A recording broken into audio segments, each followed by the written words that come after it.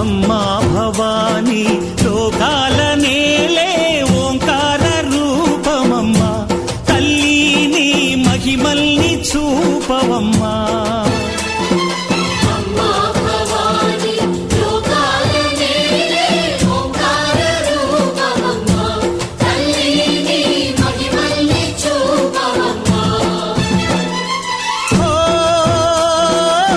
సృష్టికే దీపమా, శక్తికే మూలమా, సింహరథమే నీదమ్మా.